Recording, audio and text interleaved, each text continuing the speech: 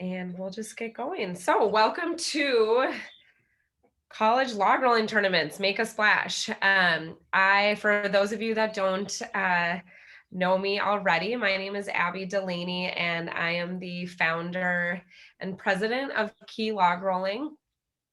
I just quick background about me. I grew up in a family of world champion log rollers. My mom is a 7-time world champion. She loved competing in the sport, sharing the sport with others. I loved teaching log rolling as a teenager and a college student. And we saw that people really loved the sport and we wanted to make it more accessible to people. So right out of college, I started working with engineers. We came up with a design for a portable synthetic log rolling log. And now I'm going to just make this really quick story. Now we are working with recreational programs all across the country to help them introduce log rolling to their waterfronts and swimming pools. And a super exciting group that we love working with is obviously campus recreation and colleges. We quickly found out that this is just a great sport for campus recreation. It's the college students love it. It's, as students are coming to the university, they're willing to try new things.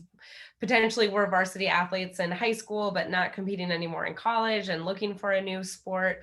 There's a ton of ways to program it in your pool. And so one of those is tournaments. So that is why we wanted to do this topic today, to share with you how to put on collegiate log rolling tournaments. I'm just going to quick backstep a little bit here. This webinar series that we've been doing now somewhat regularly throughout this spring. We're super excited about that. It's been kind of one of the silver linings in the pandemic, that is a way for us to reach new programs, existing programs, and we know that log rolling is new for you. So we have a ton of information that we want to share, and this has been a really great format to share. The webinar series has been a great way for us to be able to share that information with you. And so because of that, so if you have topics or things that would be helpful for you and your program, we would love to hear that. So feel free to send us ideas. We will definitely continue this series throughout the summer and even into the fall, especially into the fall, for campus recreation for new topics. I'd like to introduce my co-host, Emily Ward.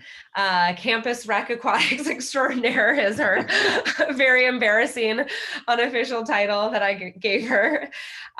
Emily, I first met Emily when she was the aquatics director at Indiana University, and she has an amazing background as a Hall of Fame women's swim coach. Just did some really great things with the IU aquatics program, and one of those was starting one of the best campus recreation programs out there, or campus log rolling programs out there. She admittedly, it was probably not it kind of fell into her lap, as I think log rolling has with a lot of aquatics coordinators or aquatics directors. Sorry, my son is okay. As I said, nap time was, we didn't really time that very well. Max is knocking at the door.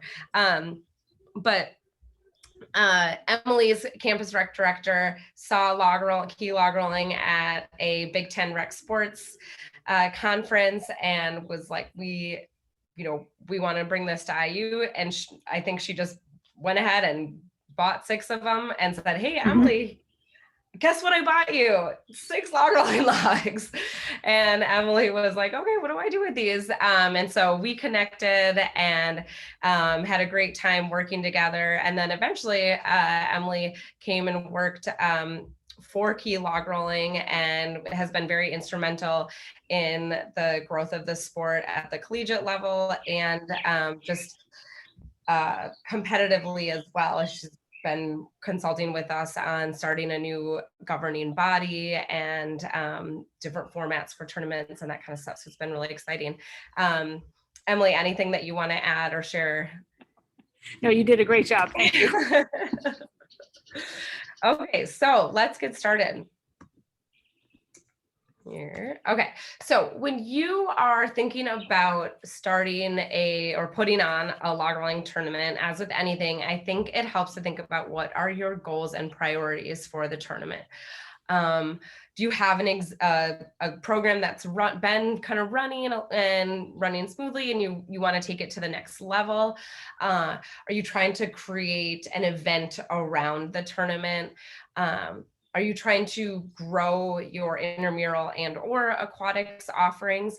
I think for intramurals, they often don't think about using the pool as a field for intramurals. I think you have basketball courts and you have playing fields, and maybe you've kind of maxed that out and you want to grow your IM program, but you're like, where are we going to grow it? And I think talking with the aquatics program is a really fun place to start, because log rolling is a cool sport that you can do competitively. Are you trying to add something to an existing event? You have an event, but you want to add a little pizzazz to it, or you kind of want to round it out with another offering.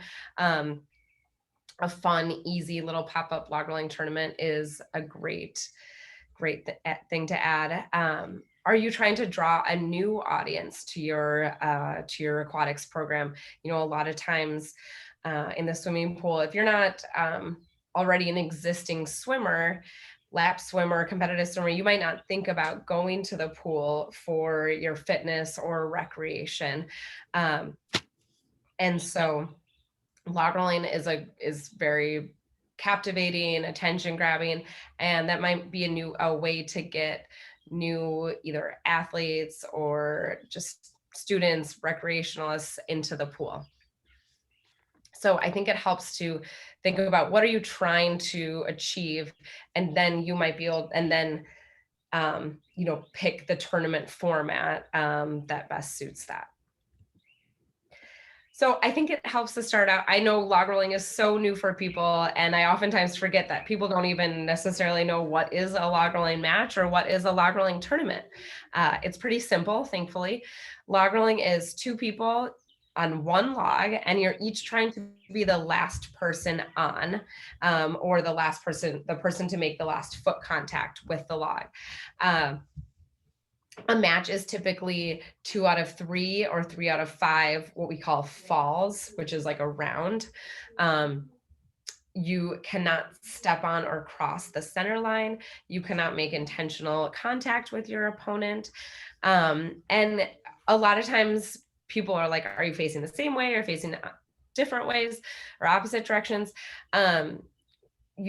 You can either, with a log rolling match, you can either be facing the same direction or opposite directions, depending on each person's foot dominance. So it's like if you were left-handed or right-handed, you either left foot dominant or right foot dominant, similar to snowboarding or surfing or skateboarding. So if you have two competitors of the same foot dominance, you're in what's called a bucking match. So you're facing opposite directions. And if you have two competitors with opposite, one's left-footed and one's right-footed, then they'll be facing the same direction, and that's called a running match. So you'll have both throughout the tournament. It's just a good thing to know, because some people are like, oh, can I only go against someone the same foot dominance? But no, you're just going to have different matches. The way that a match progresses is that the two competitors will step up onto the log.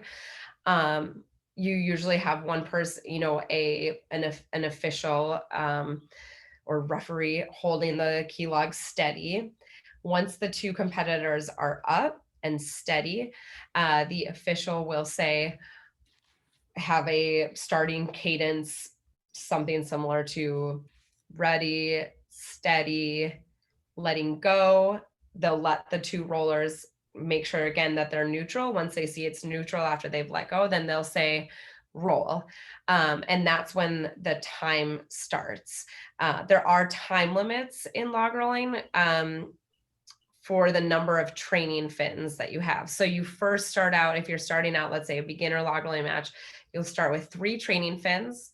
The 2 rollers will step up. The time, once the official says roll, there's 60 minutes on the clock. And if no one falls off, or sorry, 60 seconds, if no one falls off within 60 seconds, then it's time to remove a training fin to make the log spin a little bit faster. So you want to get to the point where the falls are happening. If 2 rollers are on the log for more than a minute, that's an indication that, oh, okay, they need to move down to the next level with fewer training fins so that the log spins faster.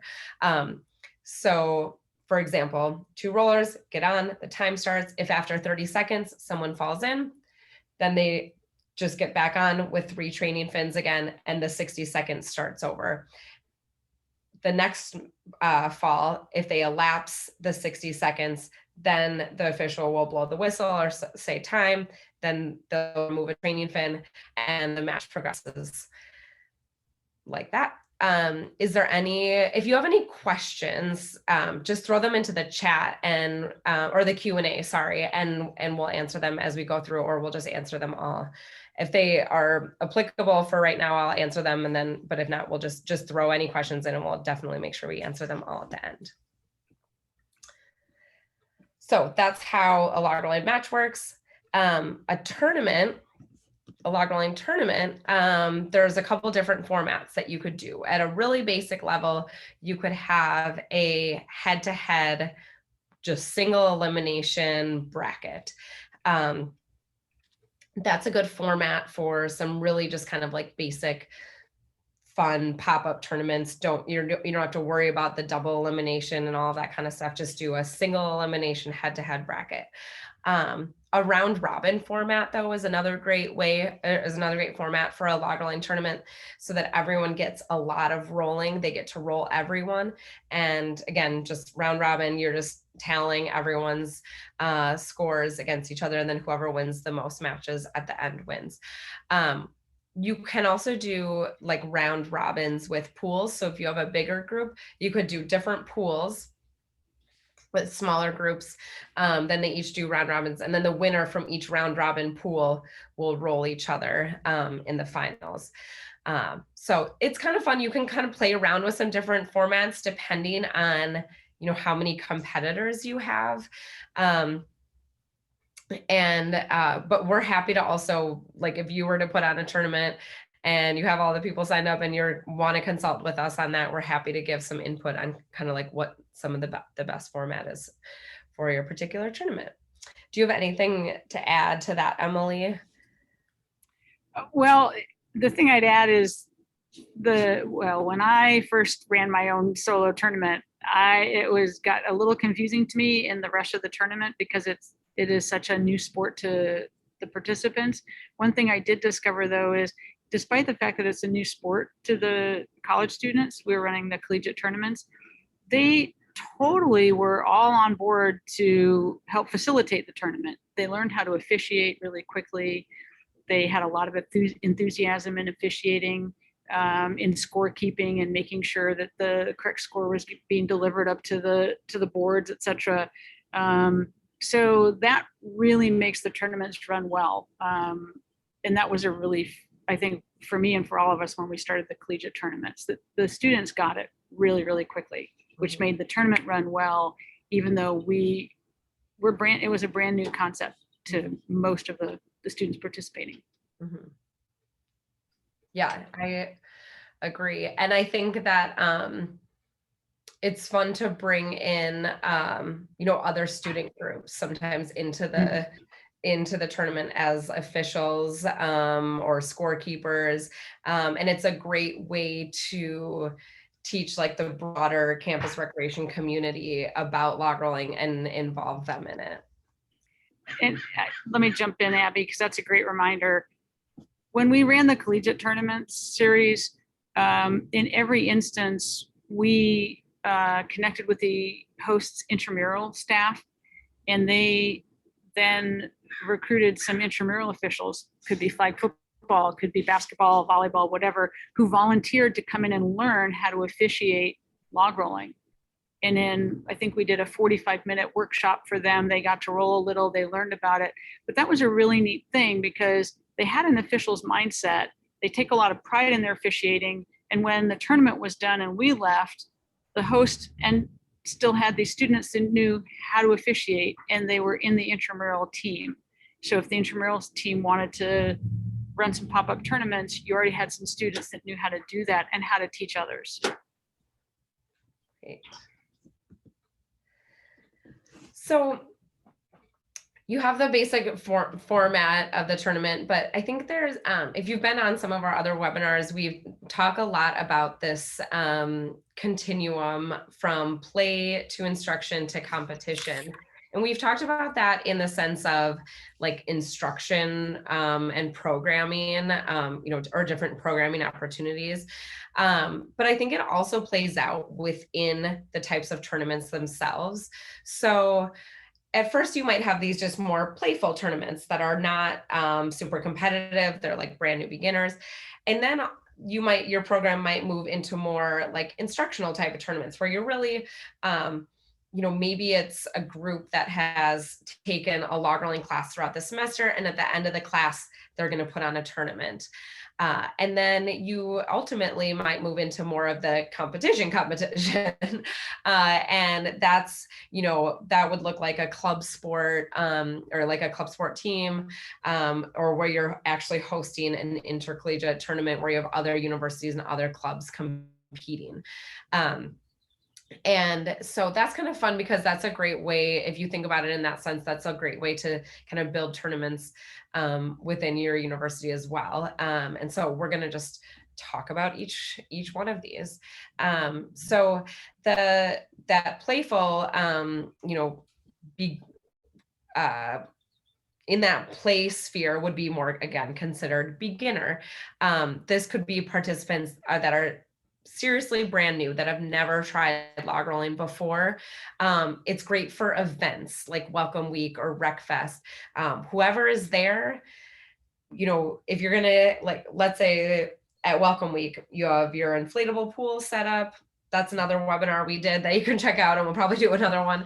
But you set up this inflatable pool, give people a chance, say we're gonna do log rolling demos from 1 to 3 p.m. And then at 3 o'clock, the first 20 people to sign up, we're going to put your name in a bracket and we're going to do a single elimination bracket. That's super fun. These more beginner tournaments, typically co-ed, typically all ages. I mean, obviously all college students at a community level. Again, these are, if you're doing like community aquatics, those also would be kind of more all ages. You could have youth and adults mixed in. 2 out of 3 falls, keep it short and simple. But if you do have the time, you could do 3 out of falls, 3 out of 5 falls. Really kind of depends on how much time you have and number of participants. Give some prizes, like t-shirts, water bottles, and give, I guess, Emily, maybe you should talk a little bit about this, how to get more people involved and out there. Yeah, well, I was mentioning to Abby, I think we all know it's hard to get college students to try something new in front of other college students. And log rolling is new to everybody. So there's rarely are you going to have somebody walk into a pop-up fun beginner tournament like this and be an expert.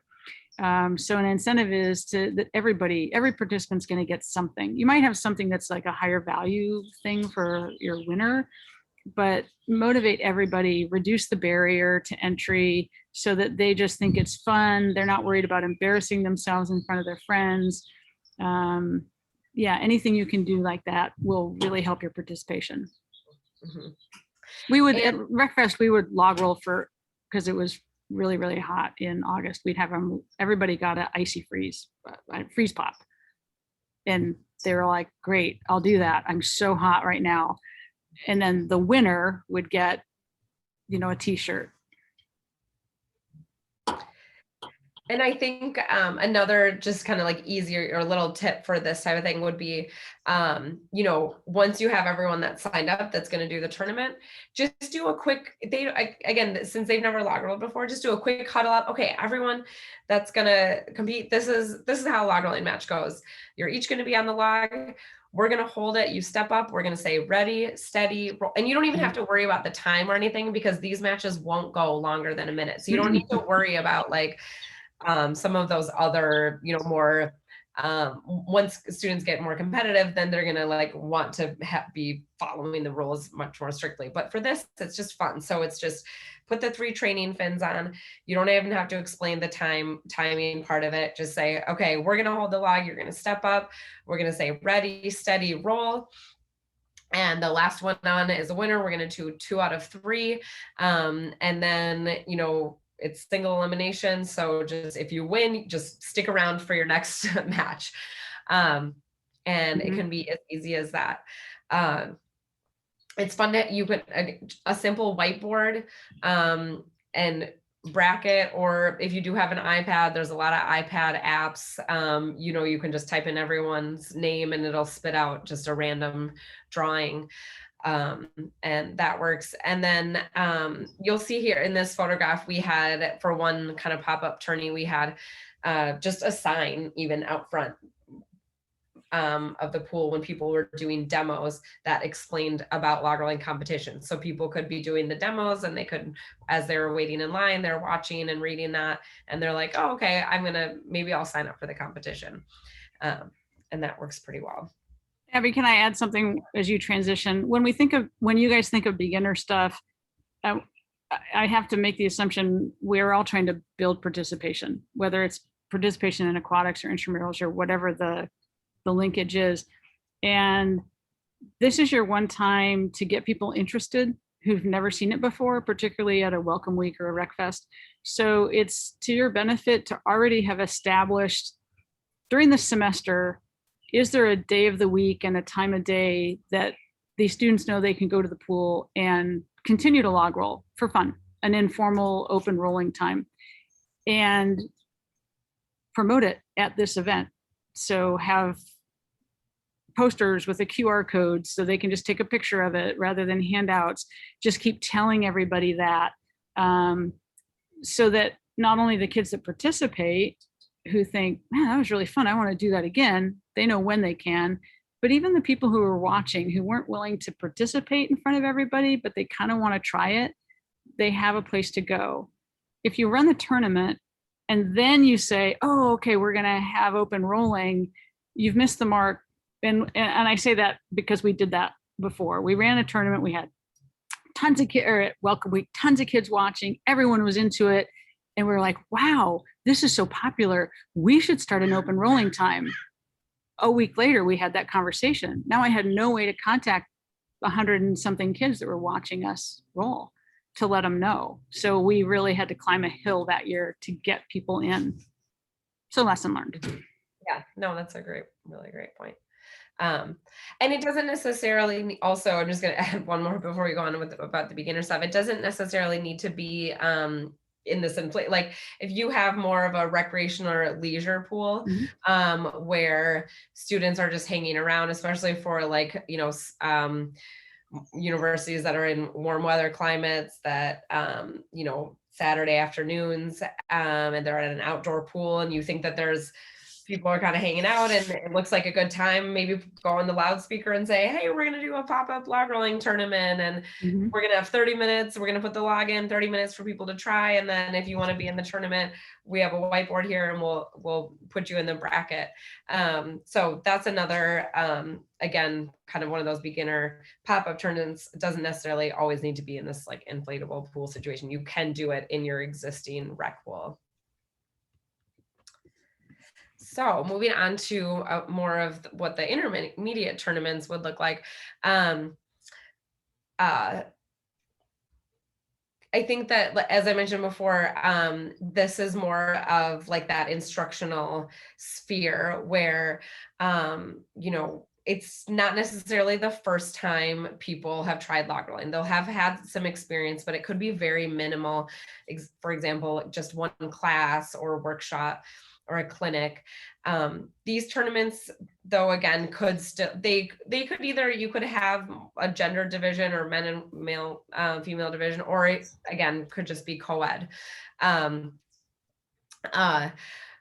A great thing to do for these tournaments would have the competitors officiate themselves, so that they, again, it's more of this instructional, they're learning how to put on a tournament. And I would say for these tournaments, definitely would do like a 3 out of 5 fall. Do for each match, do 3 out of 5 falls, rather than the 2 out of 3. And I would also prioritize trying to get as many matches as you can in. So if it's like around, I wouldn't do a single elimination, either do, do maybe you do pools of round robins, and then you use those pools the results from those pools to seed like a full bracket, or do a couple different, if you had 2 pools for round robins, and then the winner from each pool rolls each other for first and second, and then the second place person from each pool rolls each other for third and fourth. So definitely prioritize like the match experience, these intermediate tournaments. I think maybe Emily, if you would want to speak to just how some of more like what's going on in the intramural world these days, and how can log rolling fit into that? Sure. Well, and again, I come out of aquatics, but linked a lot with intramurals at IU. And I think there's a lot of space here for tournaments. Intramurals needs to expand. And as Abby pointed out at the beginning, the pool generally is the place intramurals hasn't engaged with enough or a lot. And so the aquatics program, which operates the space, has a really great opportunity to link with intramurals. And the tournaments, I think, to Abby's point, you may not start with super skilled rollers at first, but if you look at this for the long haul, you're trying to build a movement and an interest to replicate this tournament every semester and every year, then keep the barrier low at first. I would not have registration fees the first 1 or 2 tournaments. Make sure people understand it's a really quick tournament. Even with round robins, it still can go fast. And your rollers will get better. Abby's suggestion about don't just do single elimination, I really saw that play out with the collegiate tournaments. Throughout the course of the day, people got better and better and better and the matches at first were, they're very quick, but they were just getting better, and then they could process it, and okay, and they were watching each other roll, and by the later part of the tournament, people were really, really skilled. Even the kids that actually walked in and were like, I've never rolled before. I just saw a sign about this yesterday. And we were like, sure, come roll. So the potential for intramural tournaments is really, really great. The movement intramurals that I've observed is to maybe moving away from the 6-week seasons and having, a 2-hour tournament or a 3-hour tournament. So kids know, if I sign up for this, it's a Saturday, it's from this time to this time. Great. I'm in and out and I have a lot of fun. I think there's tremendous opportunity here to link aquatics and build intramural participation. Mm-hmm. And it also doesn't necessarily need to look like I know that you said the movement is more towards like the kind of one-day thing, but you could another format for that on a like more competitive or an intermediate level, but being competitive, would be like a challenge ladder, for example with racket sports. You just have, you could have like a leaderboard or your whiteboard, and that we can come to the pool at this such and such time to do our match, and who's above you on the ladder, who's below you, and the students that are really into log rolling can just kind of schedule their their challenge matches. Another thing that I've seen some universities do is have a leaderboard just based on time, on how long students can stay on. And then they can come down of the pool, get on, and maybe you have it based on 3 training fins, 2 training fins, 1 and none. And so you have, different leaderboards based on the number of training fins you have and how long you can stay on. And that's another fun way to introduce some more challenges into your log rolling program that don't necessarily need to be like a tournament itself. Yeah, Abby, I forgot that. And that's a really great point. And that is going to be what brings people back to a day and a time that you advertise as informal rolling. Sundays from 3 to 5 is informal log rolling. Well, that's the time that they can come in and try to improve their spot on the leaderboard or do the challenge ladder and say, hey, Abby, meet me at the pool. I want to roll you. Things like that. So they have to have that day and time, obviously. Yeah. So then moving more into the, and when I say advanced, they can still be like new log rollers. These aren't like kids that have grown up, log rolling since they were 4 years old and then, going to college to compete. These are students that still learned how to log roll in college. But it's just a little bit more formalized, and these students have, decided that log rolling might be the thing that they learned in college and that they're going to do now, and that it might be a sport for them for life going forward. I guess maybe Emily, if you just want to start out kind of by sharing your experience with the IU Sports Club, and then we can, talk a little bit. I can then speak to what these tournaments should include after that. Oh, absolutely. So we were really blessed and surprised actually to have a student club start. And I found out about it on the back end because I was in the meeting one day with somebody from Student Affairs and I hear them over talking in a break about, here's some new clubs that people have applied for. One is this thing, log rolling. There's no way we're going to approve that. That sounds too dangerous. And I was like, whoa, wait, what? I didn't know about it. I explained to them how it's not dangerous, which totally turned their perception of it. So we had lifeguards who we had promoted log rolling with them so that they were prepared to also promote log rolling during the informal rolling shifts, who then were bringing their friends from the res halls and to those informal rolling times. And we had 3 or 4 of them that really, really liked it. And they were like, yeah, we're going to come and we're going to keep bringing our friends because we want people to roll with. We want people to have fun with. We should start a club. They never asked us as the aquatic staff. They just were like, how do you do a club? You go to Student Affairs. So they did the student club route totally out of the recreational sports club sport path, which was fine actually, because that meant that they could come in and they could roll as a club during the informal time. But they really grew the sport, and we ended up with probably 15 really avid rollers, and they would eventually did get club sport recognition, and they got a club sport practice time that was right at the end of the informal rolling time so that we already had the logs out and filled. They also became people that facilitated the informal time for us. And so they were promoting it all over campus because they wanted more people to roll. So it was very organic how the club started. The thing that sustained the club, however, through graduations and things like that, was our staff, our aquatic staff, loved it. They were super excited that students loved and participated in log rolling. And so we always had staff cheerleaders encouraging those students to keep doing it, even if there might be a little glitch where, it's finals week, enthusiasm wanes. We're not sure if we want to do it next year, but when pro staff is encouraging them, no, this is a really good thing. It's easy to do. See, we'll help you get practice time and things like that. That really helped buoy their confidence. We didn't organize the club for them. We didn't administer the club for them. But having a cheerleader on staff is really, really key.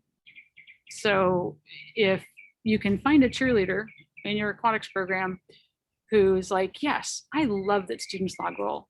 I'm not a very good log roller, but I loved that they were log rolling. And I wanted to make sure that they had a great experience. I think that's what helped the IU program grow, and it's still sustained. Yeah, and so that IU club, they put on their own tournaments, but then they are actively going to other collegiate tournaments and connecting with other universities to organize tournaments amongst themselves. And so the way that those tournaments, look like, definitely, well, they usually would have like some sort of registration fee if the students themselves want to like have a t-shirt and do all of that kind of stuff, to cover the costs of the pool time and the lifeguards and stuff. You could have both an individual and a team scoring component. It's something that we haven't quite figured out. We're working on it. If anyone has ideas, we'd love to talk to you about it. That's something that in our last webinar with the community tournaments we were chatting about. But I think especially at the collegiate level, obviously you're used to having, it's more of log rolling as an individual sport like swimming, tennis, squash. But at a collegiate level, it's fun to incorporate that team component. So it can be an individual tournament and you might have students from the same university competing against each other within individual matches. But then you can also have a team scoring component based on, how many matches won or how many falls won, and that kind of stuff. The manpower that you would need, the volunteer power that you would need to put on a tournament like that, you typically want for each log, so for each match, you would want 1 to 2 log holders and officials. They can be both. The log holders can be the officials as well. And then typically a third official that can keep score. And again, these can be the either volunteers, other IM staff, or even the students themselves. It really, I can't overstate the power of a big whiteboard. Is really helpful to have for these tournaments, so that you can have all the matches listed out. Once you have all of your registrants, you've figured out your tournament format, whether they're round robins or whether it's a bracket, and you have all the matches listed. And then as the match starts, I like to have, the winner of each, you have then I would have 2 people at the whiteboard that are recording the scores, and that the competitors themselves, when they're done with the match, the winner goes over to the people at the whiteboard to tell them who won the match and what the fall count was, so that they can so that the people at the whiteboard aren't having to watch all of the matches.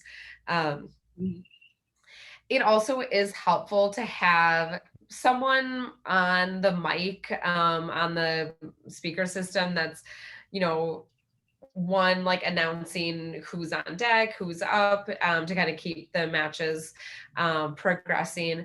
But you also, the log rolling is a great spectator sport, and you'll get a lot of other students or even, parents or friends coming to watch the tournaments. And as Emily and I keep saying, log rolling is so new for people. So it's a great way to educate people about your log rolling program, to have.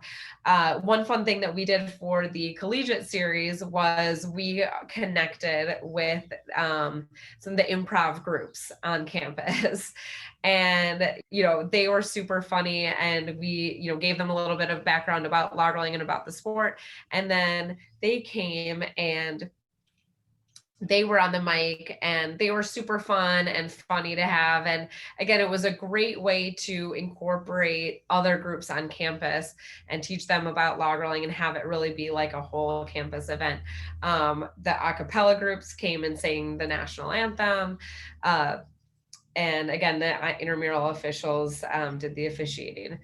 Um, it's fun to have some sort of trophy or medal, and to have some sort of, even if it's just homemade podium for these tournaments to reward, for second and third places. And then we always did a pizza party at the end, which was super fun. It was a great way for the different clubs to get to know each other. And then, even at the end of it, they were then talking about who was going to organize the next tournament and that kind of stuff. So that more advanced tournament, those were typically long, several hours long. I don't know, Emily, what was we usually about like at least like around 3 hours in the pool, maybe? Probably, yeah. Yeah, I would say we didn't go much beyond 3 hours. Yeah. Do you have anything to add about some of those more? They were awesome. I mean, really, the students who had rolled on their own campus. So they'd done informal rolling, but they'd done competitive rolling with each other, but they'd never been to a tournament. And they really didn't know what to expect. And they had so much fun. And to Abby's point, I mean, they did connect, and they, along the East Coast, Middlebury College has a really established program, thanks to Abby and her sister when they were in school there. But Middlebury connected with Rutgers and George Mason and University of Maryland, students in those locations, and James Madison. And so they really supported each other. And Middlebury had a tournament that, students from probably 3 or 4 of those schools drove up to Middlebury to participate in. Purdue and IU were talking about hosting just a competition between them. And that couldn't have happened if they hadn't all been in one place and be like, wow, this is really fun. We can do this. So, and if your program gets to that point, we want to help support you. So we have the resources in terms of, brackets, checklists, to-do lists for, putting on those tournaments, things that you want to think about. So once you're at that level, please do not hesitate to reach out to us.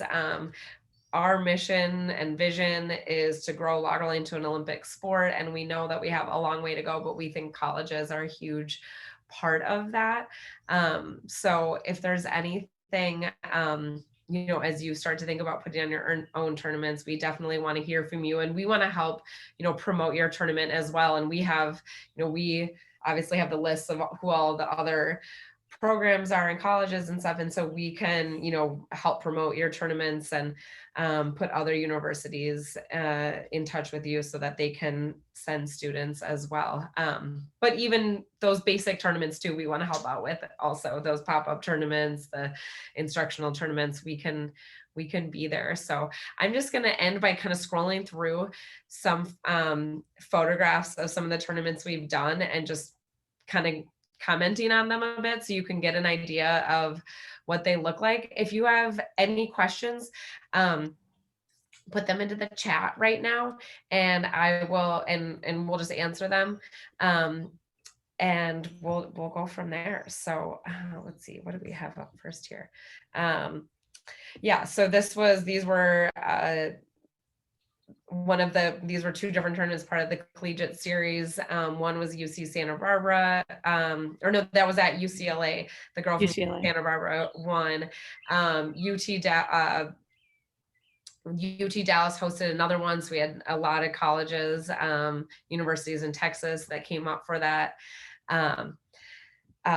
United States Aquatics Log Rolling Association organization want to put in a plug that we are forming. We are in the infancy of forming a aquatics log rolling organization to help support programs with putting on tournaments, growing membership, providing all of that support that comes along with growing a program to that competitive level.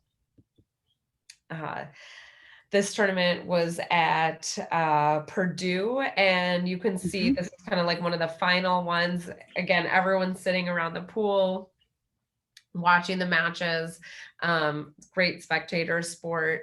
And once you get to these more advanced levels, because the rollers, again, are more advanced and they know how to fall and they know their space, you can kind of log roll in some of these smaller spaces. This log was anchored with swivel straps to the either side of the pool. So it was a little bit, we had it, this picture is a little bit weird because it doesn't look like they have a lot of space behind them, but they did have a safe fall zone. But in the circular pool was actually really cool to do the matches in because everyone could look from all angles. I just love this photograph because it shows, again, how exciting it is as a sport, how, again, these students were all like fairly new to log rolling, but how much they were getting into it. This was one of the final matches and everyone was definitely on pins and needles. Again, I think that these were the intramural officials that came to help volunteer for the day watching the final matches. Sometimes helps to have a little flip card to keep score as well. That is actually important because then all the spectators know the score. Yeah. If you're outside, it's sometimes tough with the wind and they blow and stuff, but if you're in the indoor pool, definitely. Good point. Okay, I think that there we go. So that is what you need to know for collegiate log rolling tournaments. I'm just gonna check out the Q&As here and see if we have any questions. Let's see. Oh, we have one question about insurance or liability. You don't necessarily need, once you have your log rolling program, and it's covered under your insurance, you don't necessarily need any other special form of liability. If you have students coming in from outside universities, I would have them sign a waiver and do all that. We also, if you, for some reason, your insurance company will not cover this, I know of a few that specifically work with log rolling programs and have pretty affordable rates for like one-time events and that kind of stuff. Abby, from the collegiate perspective, the question might be angled more like, will risk management or the legal office at the university allow us to do log rolling? And Abby has a lot of documentation on the safety history. We have a whole safety plan that we put together for the Boy Scouts because we've done log rolling at a lot of their big jamborees and things like that. So if you need the language for how to talk about why it really is a safe sport, Abby's got that for you. Yes. Okay, so I think that is the only question we have. Good note to end on, safety. Yeah. Really fun. Well, it's everybody's first question. It's a head injury waiting to happen. We're like, well, no, because you're in the water. So if you fall, it's because you lost your balance. And if you fall backwards, the log goes away from you. Yep. If you fall forward, the log goes away from you. So yes, it is really safe. Okay, well, thank you all for joining and stay tuned for more. We don't have any webinars scheduled for the next couple of weeks, but please stay tuned because we will kind of pick them up again towards the end of July, and then again hopefully more regularly as we enter the new school year, because I know that there will be there's a lot of other information about clinics, PE classes, workshops, and that kind of stuff that we want to share with you all. So take care and have a great summer, everyone. Bye-bye. Bye.